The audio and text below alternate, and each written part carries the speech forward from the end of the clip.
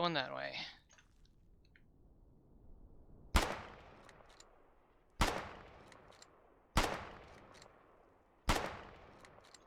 Enemy advancing.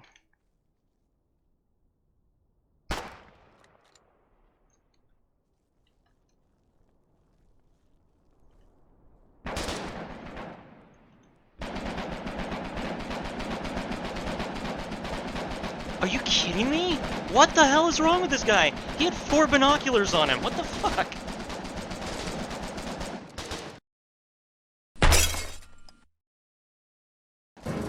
Troops, I saw Bear here. Today, we'll be talking about Update 35 for Foxhole. This update sees a major reorganization of the logistics system, and gives a nice discount for all those who are hard at work on our Logi lines.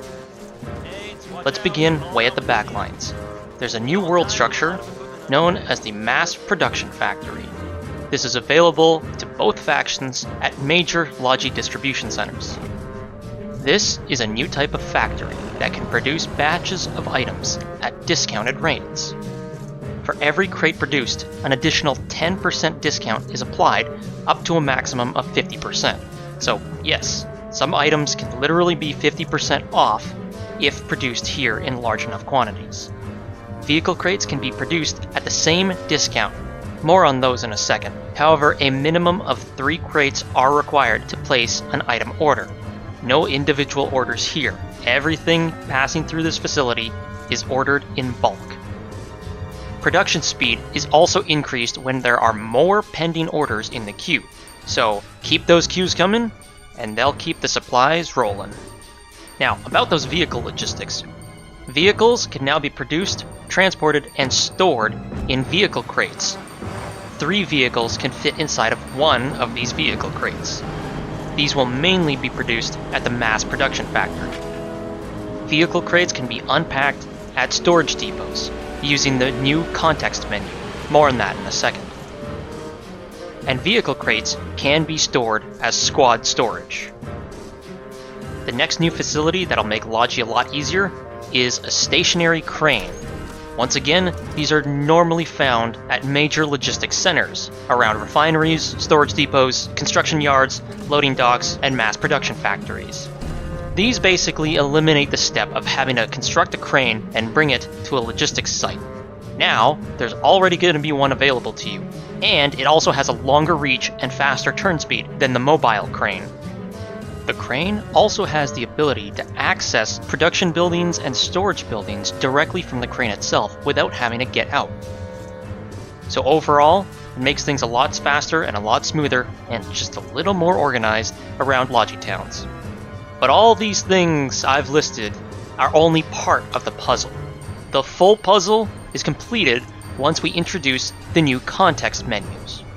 Most inventory and stockpile icons can now be right-clicked for our context menu that enables new functionalities. These functionalities will help to improve workflow and include things like submitting stockpiles from structures, backpacks, or vehicle inventories directly to the structure stockpile. You can submit individual items directly from a container to the stockpile. There's even an option to specify the quantities to transfer, or submit using a slider interface. And there's a lot more features along with these new context menus. And the previous right-click functionality, which would transfer an entire stack to a different inventory, can now be triggered with a shift left click. It's going to take a little bit of getting used to, but with the additional functionalities that right-click now provides, this is a whole new ballgame. So all of these things combined together make for a much faster unloading, offloading, delivering, requisitioning, and picking up supplies at major logistics centers. Here's a demonstration on the dev stream. This is the old system first. I've sped this footage up, but the timer remains consistent. Now, here's the same scenario with the new mechanics involved. It is significantly faster.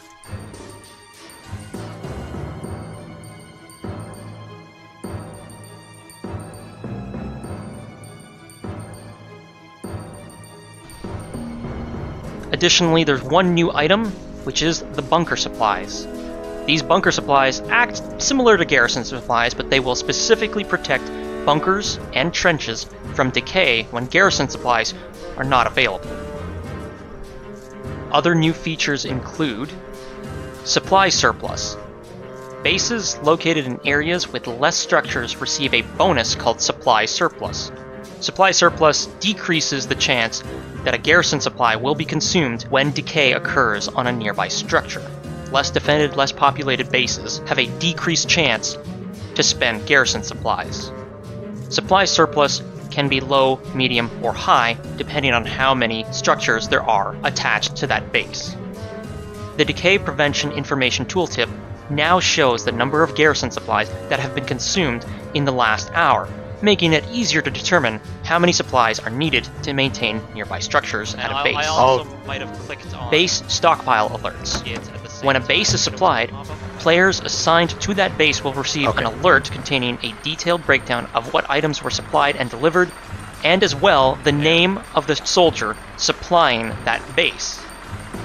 The alert also contains a button to commend that soldier. So now, Logi players will have a much easier time getting the recognition they deserve. Some squad storage changes have been made.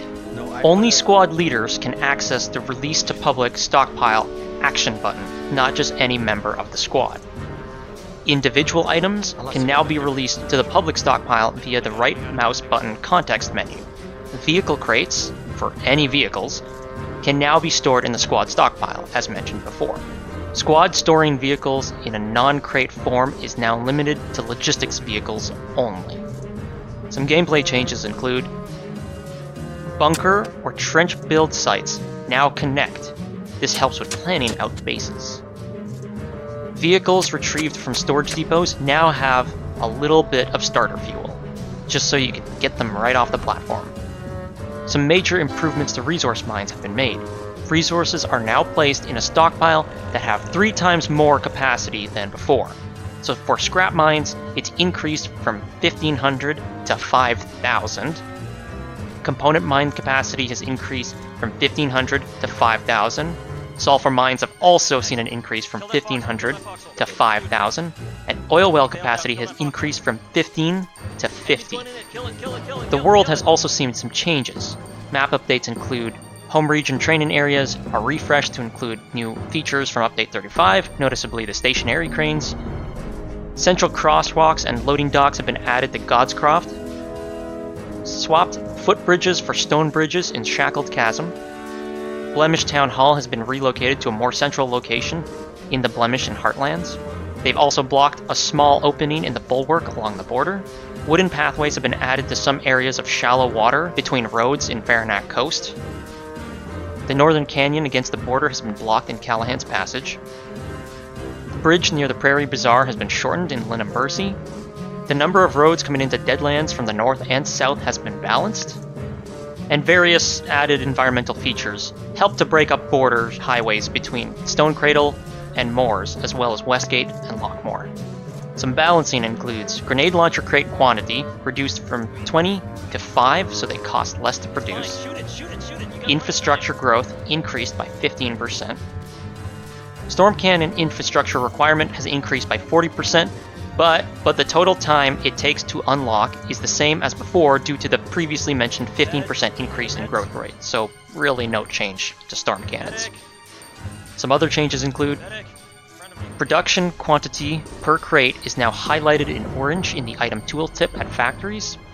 Stockpile filter icons are now unique for crates versus uncrated items or vehicles.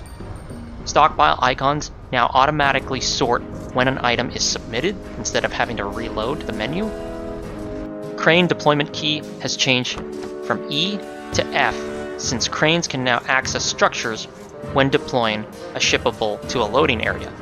And for consistency's sake, all vehicles with E functions, for example, the APCs, barges, landing ships, and freighters, have all had their E key changed to the F key.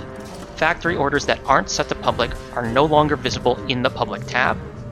There's been several character animation improvements, including more fluid crouch and standing animations, better wounded on the ground animations, including falling and getting up, and some new mortar animations have been added in. Operation Stockpiles have been removed from the game since Squad Stockpiles kind of fill the same role, and Pack and Unpack Material Crate Actions buttons have been removed since this functionality is also now covered by the new Context menu. Some bug fixes were added in this update, but I'll save that for the patch notes down below. This update should see Logi's quality of life increase, and the lifespan of frontline soldiers, hopefully, decrease. If you like what you saw in this video, like, subscribe, and share with all the Logi soldiers out there. And as always, good luck, keep your heads down, and stay in your foxholes. Bear out.